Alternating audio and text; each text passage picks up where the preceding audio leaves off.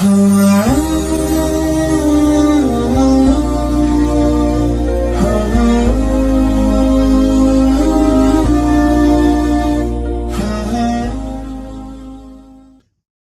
بالله من الشيطان الرجيم. بسم الله الرحمن الرحيم. يوم يأتي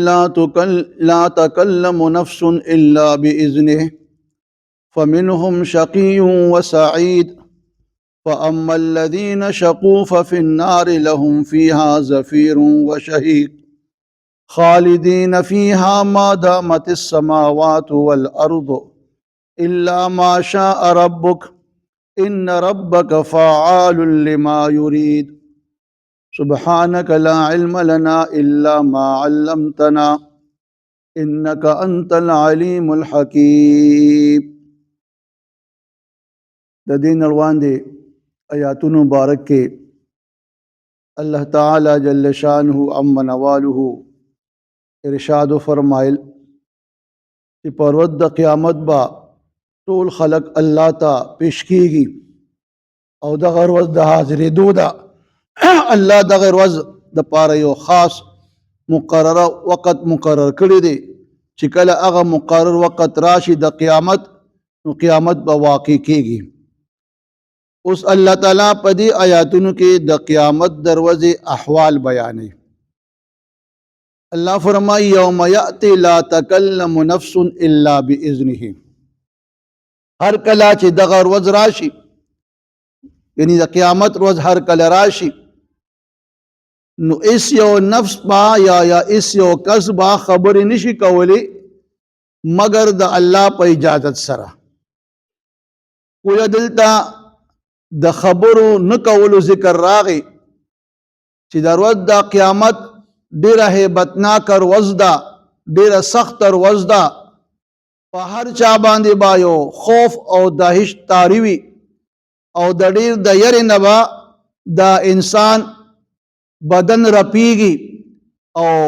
چپ خاموش په ولاړ وي او خبرې به د یری نشي کولی. خو د قرآن مجید نور آیاتونو کې د دغه ورځې باره کې راځي چې واقبل بعضهم علی بعض یتساءلون. دوی به یو بل ته مخامخ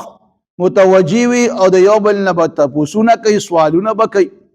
او دلته خو الله فرمایي چې دوی به خبرې نشي کولی. نو علما بیا د دې توجیحات بیانوي چې دا پر ورځ د قیامت دا خبرې نه کولو باره کې دا د کافرانو باره کې الله فرمایي چې پر ورځ د قیامت به دا کافران د خپل نافرمانه د خپل کفر او شرک د دې باره کې جواز به نشي پیش کولی چې زمونږ دا کفر او شرک دا برحقو، نو دغه دی کې به دوی د دې باره کې خبرې نشي کولی. یا دوی به داسې خبرې نشي کولی چې هغه خبرې دوی له فایده ورکړي. که خبرې کوي خو هغه خبرې به دوی له فایده نه ورکوي. نو د دې دا خبرې نه کول، خبرې کول نه مراد دا دی چې د دې دا خبرې نه کول به دوی ته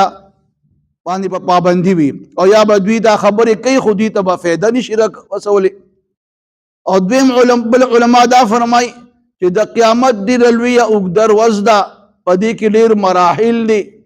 بعضې مرحله کې به دوی ته د خبرو نه کولو اجازت وي، د خبرو نه کولو چې کوم دي به دوی نشي کولی، خبرې ورته به اجازت نه وي. او بعضې حالاتو کې به دوی خبرې کولی شي، بعضې حالاتو کې به دوی باقاعده بحث مباحث هم کوي، جګړې هم کوي. نو د قیامت هغه او بعضې اوقات به داسې راشي چې د دوی په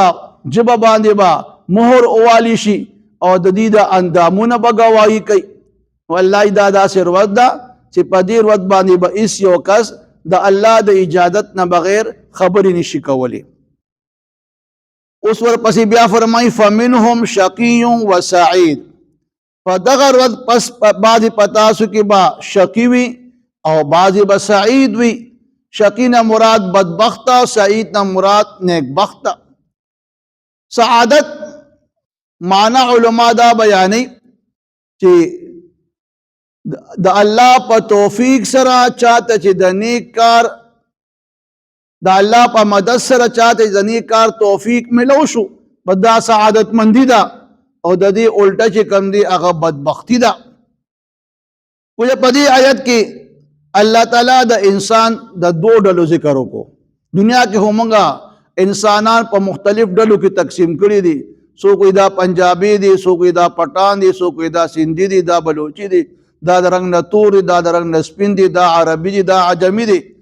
ولیکن الله چې کوم دی د انسان دوه قسم بیانوي چې هغه یا شقی دی او یا سعید دی.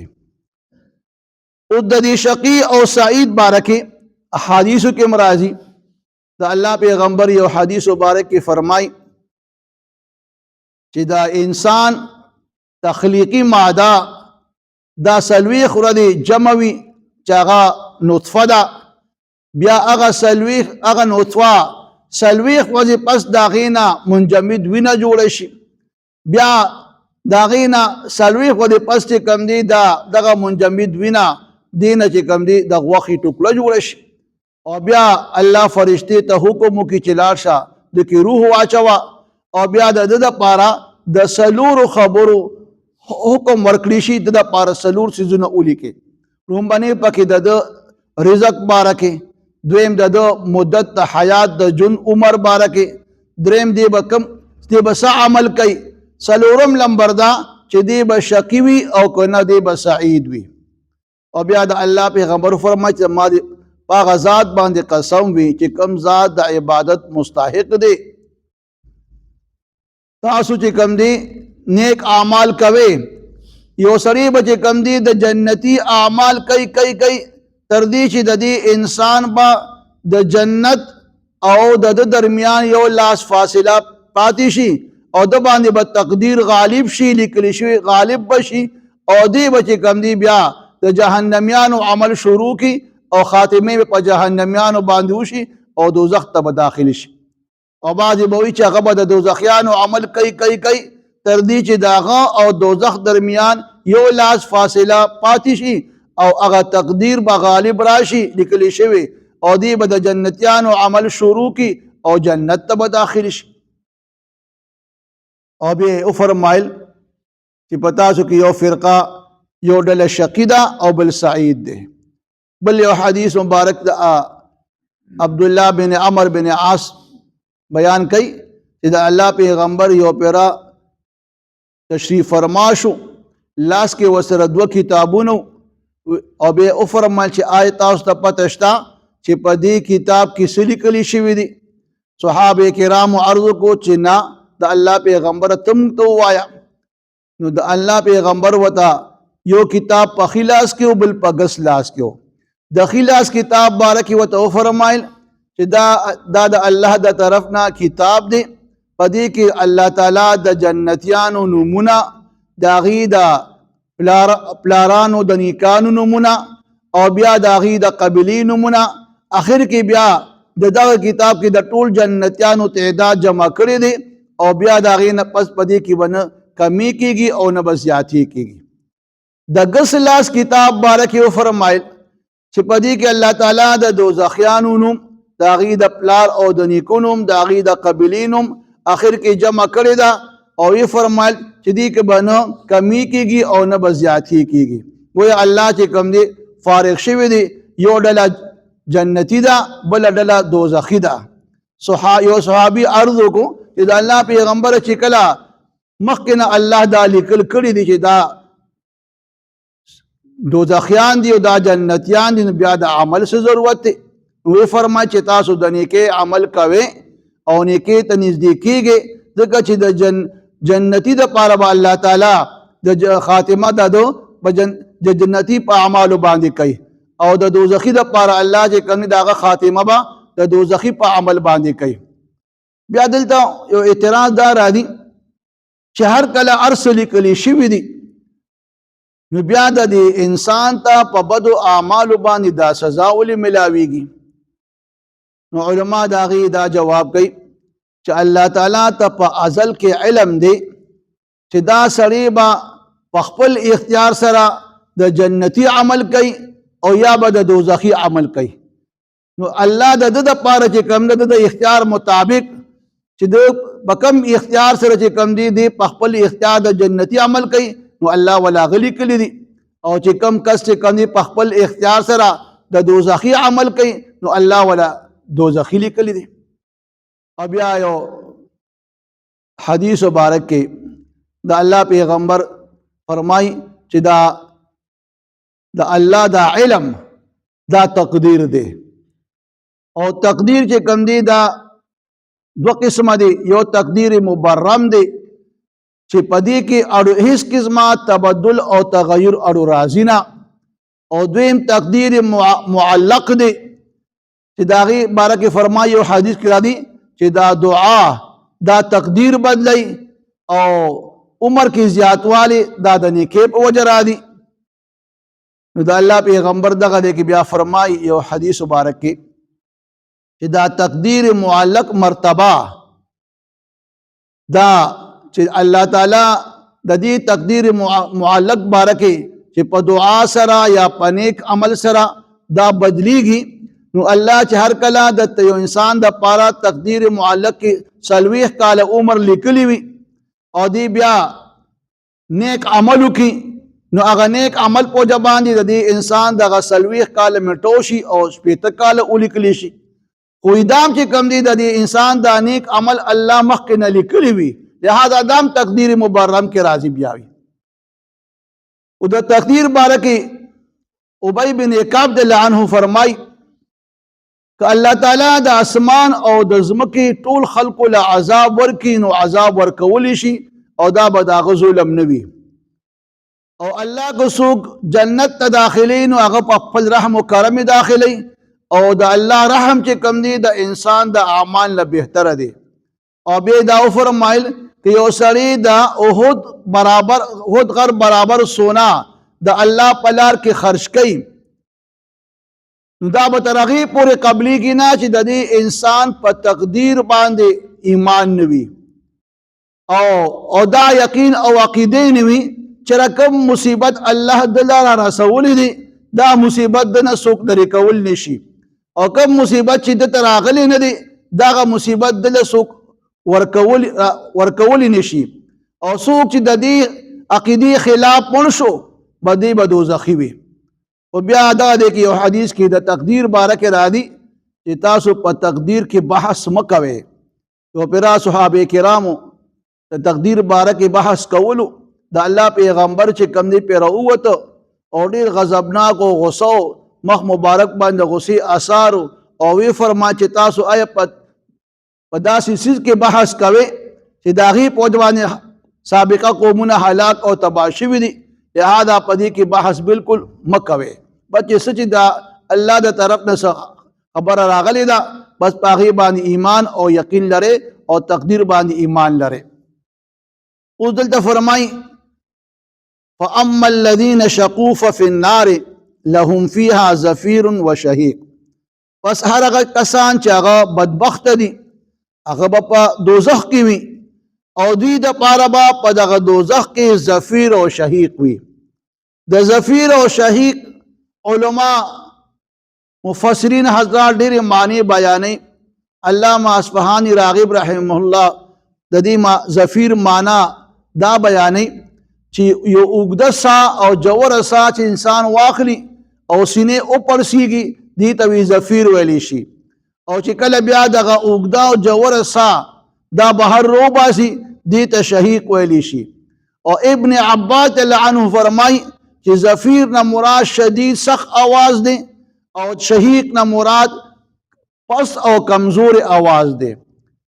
او ابو العالیہ رحمه الله فرمای چې کم آواز د حلق نه روزي هغې ته زفیر ویلی شي، او چې کم آواز د سینې نه روزي هغې ته شهیق ویلی شي. او قتاده رحمه الله فرمای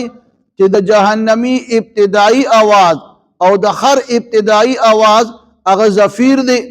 او د جهنمی آخری آواز او د خر آخری آواز هغه چې کم دی شهیق دی. گویا زفیر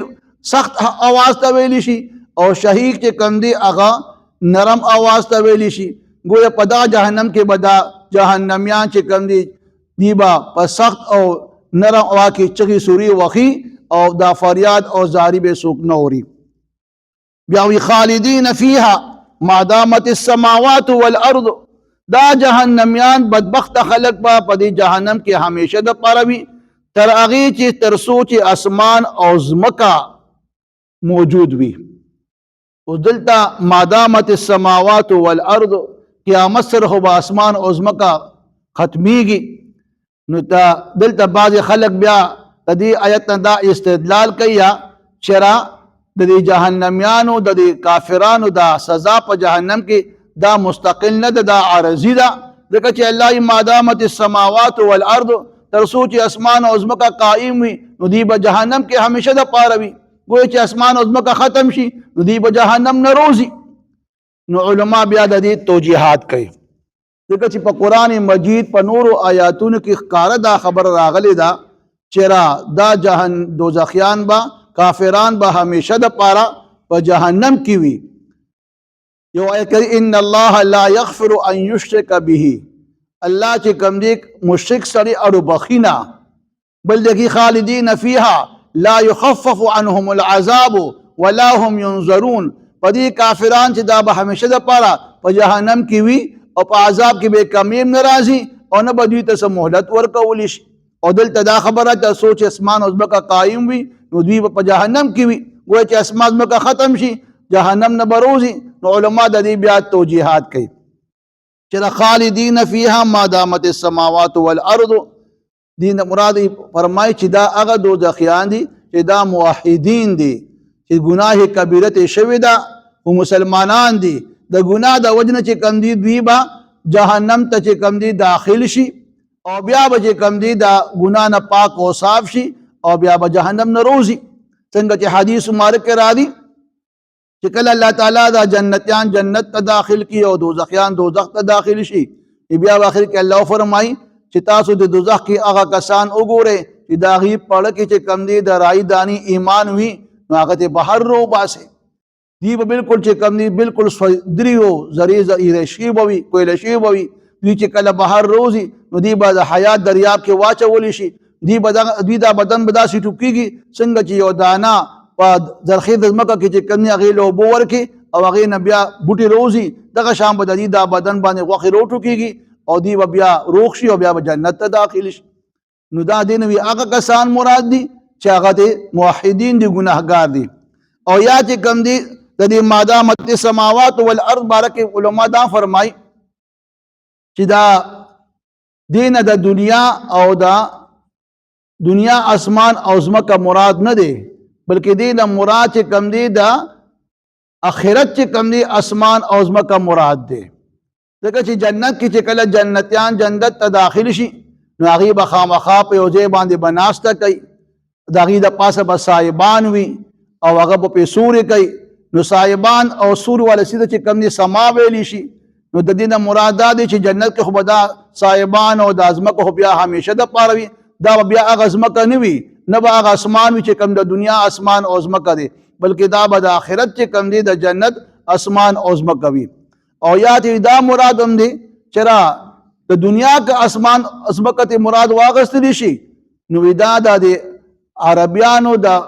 عربی د محاورې مطابق دا الله تعالی دلته دا لفظ راوستی دی چې دا عربیان چې کم دی کله چاته د یو خبرې د پاره همیشوالي د پاره وایي چې دا پلانکی کار به تر هغې پورې وي تر څو چې اسمان او ځمکه موجود وي.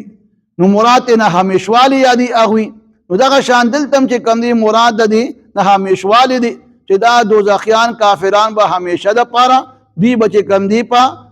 جهنم کې وي همیشه. دلته مراد دا همیشوالی دی د دوام دی.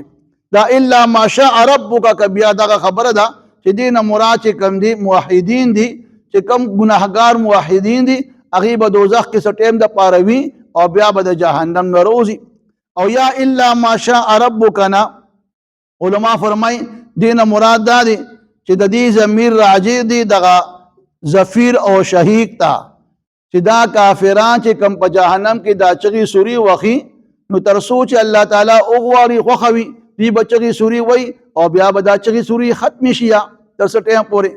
او یا الا ما شاء ربک نه مراد دا دی چې دا کافران او دا مشرکان د دې نه مراد د دوی د دنیا ژوند دی، د قبر ژوند دی او بیا آخرت کې کله میدان محشر کې ولاړی حساب کتاب لپاره نو هغه اوقات نه مرادي یعنی سوای د هغه اوقات چې کوم دی په دنیا کې تیر کړی وي په قبر کې تیر کړی وي او یا چې کوم دی میدان محشر کې یا تینا هغه مرادي چې الا ماشاء ربک او بیا فرمای ان ربک فعال لما یرید یقینا ستا رب چې کوم دی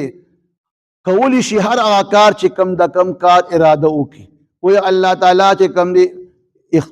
مختار دی اختیار مالک دی هغه هر څه کولی شي ولیکن الله تعالی د کافرانو بارکه فیصله کړی دا چې را مشرک سړی الله نه بخي نو الله د خپل دغه خبره الله خلاف ورزي نه کوي که الله دغه خلاف ورزي وکړه نو بیا خو د الله باندې دا کذب خبره ته کذب راشي او د الله کذب چې کم دی هغه ناممکن او محال دی یوم یأتی لا تکلم نفس هر کله چې دغه روز راشي د قیامت نو اس یو کس به خبرې نشي کولی الا باذنه مگر د الله په اجازت سره فمنهم شقی و سعید بعضی پدوی کې با بدبختی او بعضی به نیکبختی واما الذین پس چې هغه کسان شقو چې هغه بدبخت دي ففي النار پدوی به جهنم اور کې وي لهم فيها او په دغه جهنم اور کې بدوی د پارا زفیر دوی د پارا با سخت اوازونه وي وشهيق او نرم اوازونه وي خالدین فيها او دا کافران به همیشه د پاره اوسیږي په دغه جهنم اور کې مادامت السماوات والارض ترسو چې دا اسمان او زمکه موجود وي الا ماشاء ربک سوای دا هغه چې کوم الله اوغواړي ربستا ان ربک بشک ربستا فعال لما يريد کولی شي هر هغه کار چې داغه اراده وکي یوم یأتی لا تکلم نفس هر کله چې دغه ورځ راشي د قیامت نو اس یو نفس به خبرې نشي کولی الا باذنه مگر د الله په اجازت سره فمنهم بعض پدوی کی با شقی بدبختی وسعید او بعض بنیک بختی فاما الذین پس چارغه کسان شقو چاغه بدبخت دي ففي النار پدوی په اور کی وی لهم فيها زفیر وشهيق او دوی د پاره په دغه اور کې سخت اوازونه او نرم اوازونه ان چغي سوري به وي خالدین فيها او همیشه د پاره په دغه اور کې وي ما دامت السماوات والترسوت اسمان او زمکه موجود وي الا ما شاء ربک مگر هغه چې اوغواړي ربستا ان ربک بشک ربستا فعال کون کې د ما د هر هغه کار د پاره یرید کم کار د پاره اراده وکي